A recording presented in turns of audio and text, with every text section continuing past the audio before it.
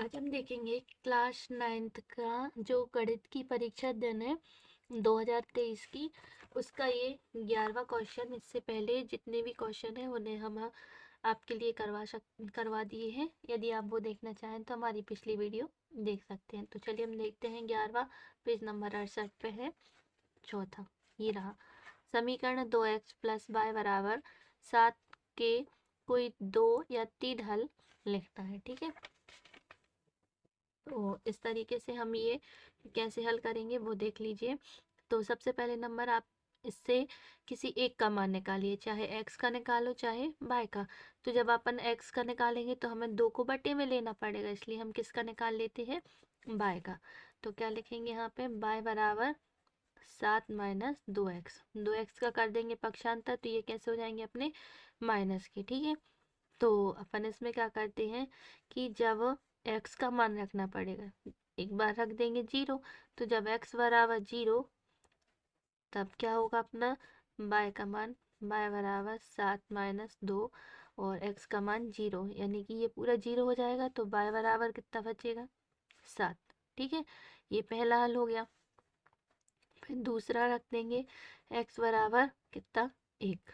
तो x बराबर 1 रख दो, तो y बराबर 7 माइनस 2, x का मान 1। कितना बचेगा यहाँ से, 7 माइनस 2, तो 7 में से 2 घटाएंगे तो y बराबर 5। ठीक है, जब इसको चाहो तो आप कोष्टक में भी बंद कर सकते हैं। तो जब x बराबर 2 रख देंगे तो y बराबर कितना मिलेगा, तो 7 माइनस 2 और यहाँ पे 2, 2 दूनी 4, तो कितना बचेगा, 7 माइनस 4, तो ये बचेंगे y बराबर 3। ठीक है, तो इस तरीके से अपन को हल मिल जाएंगे। तो हल बराबर कितना मिलेगा इसमें, 0, 7, 1, 5 और 2, 3। ठीक है, उसके बाद देखेंगे हमारा 11वां क्वेश्चन का जो अथवा वाला है, वो भी कहाँ है, पेज नंबर 68 का पहला वाला। ठीक है, तो ये लिखा है पेज नंबर 68 का पहला, वह रैखिक समीकरण लिखिए जिसकी कोटि उसकी भुजा की 3 गुनी है। तो कोटि और भुजा हमने पिछले वीडियो में भी बताया था कि क्या होती है कोटि और क्या होती है भुजा। तो अपन मान लेंगे कि माना कि हमारा जो भुज है वो कितना है, x है, और कोटि कितनी है, y। तो इसमें लिख देंगे तब प्रश्न अनुसार, या चाहो तो इस तरीके से भी अपन लिख सकते हैं कि माना भुज बराबर कितना होगा, x, और कोटि बराबर कितनी होगी, y। तब प्रश्न अनुसार क्या करेंगे अपन, प्रश्न अनुसार इसके लिए लिखेंगे। तो क्या बोल रहे हैं क्वेश्चन में कि जो इसकी भुज है, भुज की तीन गुनी कर देंगे, यानी जिसकी कोटि भुज की 3 गुनी है। तो कोटि बराबर कितना है, भुज का 3 गुना कर देना। कोटि बराबर किसके हो जाएगी, भुज के 3 गुने के बराबर। ठीक है, इसके बाद देखेंगे अपना 12वां क्वेश्चन, ये पेज नंबर 71 का दूसरा। ठीक है, ये रहा पेज नंबर 71 पे दूसरा क्वेश्चन। इसमें लिखा है निम्नलिखित समीकरण के 5 हल बताने हैं। तो हमारे पास ये समीकरण लिखा है, इसके 5 हल बताने हैं। जैसे हमने 11वां में किया था उसी के जैसा इसमें करना है। किसी एक का मान निकाल लीजिए, तो हम किसका मान निकालेंगे, बाय का। बाय बराबर कितना मिलेगा हमें, 9 माइनस पाई एक्स। ठीक है, ये मिल जाएगा। तो हम पहला हल निकालेंगे, तो पहला कितना बनेगा, जब अपन x बराबर कितना रखते हैं पहले नंबर, तो 0। ठीक है, x बराबर जब 0 रखेंगे तो यहाँ रख दीजिए x बराबर 0, तो y बराबर कितना मिलेगा, यहाँ पे 0 रखना है तो y बराबर मिल जाएगा 9, ये वाला पूरा 0 हो जाएगा। दूसरे में क्या रखेंगे, जब x बराबर 1, कितना रख देंगे, x बराबर 1 रख दीजिए, तो कितना हो जाएगा यहाँ से, y बराबर 9 माइनस पाई और यहाँ पे 1, यानी कि y का मान कितना मिलेगा, 9 माइनस पाई। ये अपना दूसरा हल हो गया। ठीक है, चाहो तो डायरेक्ट सीधा सीधा रख दो। तीसरे में कितना रखेंगे, जब x बराबर 2, तो y बराबर कितना मिलेगा, यहाँ पे 2 का गुणा हो जाएगा, तो कितना बनेगा, 9 माइनस 2 पाई। ठीक है, फिर चौथे में कितना रखेंगे, जब x बराबर 3, तो y बराबर कितना मिल जाएगा अपन को, 9 माइनस 3 पाई, ये हो गया। ठीक है, इस तरीके से अपन रख सकते हैं। तो इसके लिए जो हल बनेंगे वो कैसे बनेंगे, तो यहाँ लिख देंगे हल बराबर, जब हमने 0 रखा तो कितना मिला हमें 9, तो पहला हो गया 0 9, दूसरा 1 रखा तो कितना मिला 9 माइनस पाई। ठीक है, जब अपन 2 रखेंगे तो कितना मिलेगा 9 माइनस 2 पाई, और जब अपन 3 रखेंगे तो कितना मिलेगा 9 माइनस 3 पाई। और भी कुछ अलग अलग तरीके से अपन रख सकते हैं, लेकिन अब अगर आपको ज़्यादा परेशानी होती है तो सीधा 0 1 2 3 रख दीजिए, सही आंसर आएगा। इसका अथवा देख लेते हैं। इसके बाद हम देखते हैं, ये हमारा अथवा वाला ये है 69 नंबर पेज का 5वां, ये रहा। के का मान ज्ञात कीजिए जब x बराबर 2 और y बराबर 1 है। तो ये बिल्कुल ही सरल सवाल है और बहुत ही इम्पोर्टेंट भी है। तो अपन क्या करते हैं इसके लिए, चलिए देखते हैं कि कैसे करना है। तो जब जो समीकरण लिखा है पहले नंबर तो वो लिख दीजिए कि 2x प्लस 3y बराबर के। ठीक है, तो इस समीकरण में अपन क्या करेंगे, x और y के मान रख देंगे। ठीक है, तो x और y के मान रख दीजिए, तो हम क्या कहेंगे, x बराबर 2 और y बराबर कितना 1 समीकरण को संतुष्ट करता है। ये क्वेश्चन में दिया हुआ है, ये समीकरण को क्या करेगा, ये संतुष्ट करेगा। ठीक है, संतुष्ट करता है। यहाँ से रख दीजिए, x का मान कितना 2, y का मान कितना रखना है 1 बराबर के 2 का 2 में गुणा 4 प्लस 3 का 1 में 3 बराबर के बराबर कितना हो जाएगा, दोनों को जोड़ेंगे तो 7। ठीक है, इस तरीके से आप इसका आंसर निकाल सकते हैं। यदि आपको हमारी वीडियो समझ में आ रही है तो प्लीज़ लाइक कीजिए और चैनल को सब्सक्राइब कर लीजिए और अपने दोस्तों तक भी इस वीडियो को शेयर कर दीजिए ताकि उनकी भी हेल्प हो सके।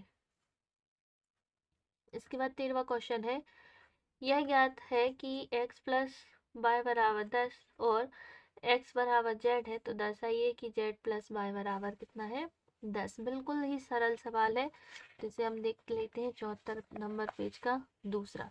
अगर चाहे तो आप इसी में भी देख सकते हैं। यहाँ क्या लिखा है कि x प्लस वाई बराबर 10 है और x बराबर z है, तो यहाँ x की जगह सीधा सीधा हमें कितना रख देना है z, तो कितना मिलेगा 10। या फिर ये 5 पार्ट का है तो इसमें कुछ अभिग्रहित लगेंगी कि y बराबर कितना होता है y, और ये क्वेश्चन में दिया है कि x बराबर कितना है z। ठीक है, तो दोनों पक्षों में अपन क्या जोड़ देंगे, x जोड़ लेंगे, दोनों सॉरी y जोड़ देंगे, क्या जोड़ देंगे दोनों पक्षों में y। इस साइड भी y जोड़ सकते हैं और इस साइड भी y जोड़ सकते हैं, या फिर समझो तो इन दोनों को जोड़ सकते हैं। ठीक है, तो x प्लस वाई, और यहाँ लिखा हुआ है हमारे लिए z plus y, z plus y कितना है 10 है, तो चाहो तो x प्लस वाई बराबर 10, ये दिया है तो हमने ये लिख लिया, तो z प्लस वाई बराबर कितना हो जाएगा 10। जो चीज़ सिद्ध करनी थी वो हो गई। जब ये दोनों बराबर है, यहाँ से x प्लस वाई और x प्लस वाई बराबर है, तो z प्लस वाई बराबर कितना आ जाएगा 10। इसका अगला क्वेश्चन देख लेते हैं। इसमें क्या लिखा हुआ है, आप यूक्लिड की 5वीं अभिग्रहित को किस प्रकार लिखेंगे ताकि यह सरलता से समझी जा सके। ठीक है, तो हम इसको देखते हैं कि हम इसे कैसे लिखेंगे।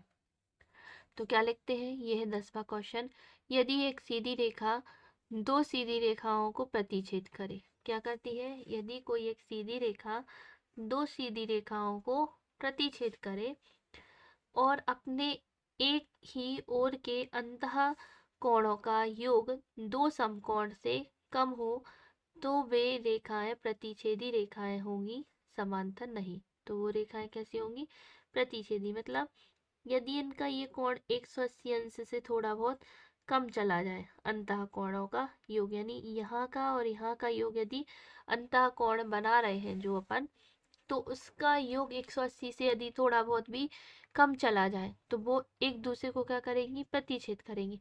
यहाँ कहीं हमारे सामने प्रतिच्छेद नहीं करेंगी, बहुत दूर जाके प्रतिच्छेद करेंगी, लेकिन वो प्रतिच्छेद जरूर करेंगी। कब करेंगी? जब जैसे ये रेखा खींची है, अगर यहाँ से सीधा सीधा इन दो कोणों का योग, सीधा इसमें लिखा भी है कि दो अंतः कोणों का योग दो समकोण से कम है। अगर थोड़ा बहुत भी कम हो जाए, यानी कि जैसे तो ये तो 90 अंश के हैं, यानी योग कितना होगा 180। यहाँ से थोड़ा सा भी अगर कम हो जाए किसी एक का, चाहे ये सीधी जाए और ये थोड़ी सी टेढ़ी हो जाए, तो ये कहीं ना कहीं टेढ़ी टेढ़ी होती होती, और इसको जब अपन ऊपर और बढ़ाएंगे तो ये एक दूसरे को प्रतिच्छेद कर देंगी। यही हमारी अभिग्रहित, पांचवी अभिग्रहित जो है वो कहती है। इसके बाद देखेंगे अपन क्वेश्चन 14वां, 80 नंबर पेज का दूसरा क्वेश्चन। क्या लिखा है? क्या किसी त्रिभुज के सभी कोणों का मान 60 अंश से कम हो सकता है? कारण सहित उत्तर लिखिए। तो हो सकता है क्या? तो 60 अंश से कम कभी नहीं हो सकता। क्यों नहीं हो सकता है? तो क्या लिखेंगे, मतलब सभी का मान नहीं हो सकता। एक का तो चल जाएगा, दो का चल जाएगा, लेकिन तीनों का नहीं चलेगा। ठीक है, क्यों नहीं होता है? तो क्या लिखेंगे, नहीं हो सकता है क्योंकि त्रिभुज के तीनों अंतः कोणों का योग कितना होता है? 180 अंश होता है। उक्त स्थिति में कोणों का योग 180 से कम रहेगा। अगर तीनों का अपन कम कर देंगे, जैसे कि 60 से कम कर लेंगे, एक एक डिग्री भी कम करेंगे तब भी अपना 3 डिग्री कम हो जाएगा, तो वो संभव नहीं है। ठीक है, इसके बाद देख लेते हैं इसका 14वां का ये, अथवा ये कहाँ पे है? पेज नंबर 86 का 13वां क्वेश्चन। तो इस तरीके से आप लोग देख सकते हैं। इसका ब्लूप्रिंट देख लीजिए पहले कि किस पेपर में, मतलब किस पार्ट में से हमें कितने कितने नंबर का आना है।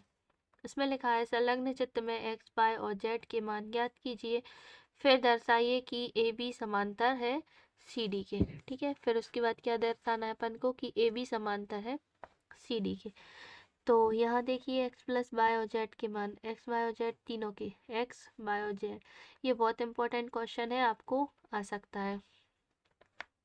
तो यहाँ से हम क्या देखेंगे, x का मान, तो देखिए ऊपर है 45, तो x का मान सीधा सीधा निकाल लेंगे कि ये एक दूसरे के समपूरक कोण है। इन दोनों का योग कितना होगा? 180 अंश। तो x प्लस 45 बराबर कितना होगा? 180। तो 45 का पक्षांतर कर देंगे तो हमें किसका मान मिल जाएगा? हमारा x का मान। ठीक है, अब उसके बाद यहाँ देखिए ये दोनों कैसे कोण है? शीर्षाभिमुख कोण। तो बाय का मान कितना होगा अपना? 135। जब बाय का मान होगा अपना 135, तो जो यहाँ जेड वाला मान बनेगा, जेड वाला मान, और यहाँ से ये जो 45 अंश का कोण है, वो दोनों कैसे है अपने? एकांतर कोण है। तो ये दोनों भी कैसे हो जाएंगे? समान।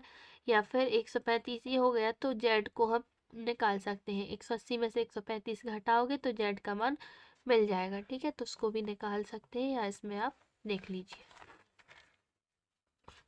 उसके बाद अपन देखेंगे त्रिभुजों की सर्वांग क्षमताओं की दो कसौटियां। जो 15वां क्वेश्चन है, ये पेज नंबर 93 पे है अपना।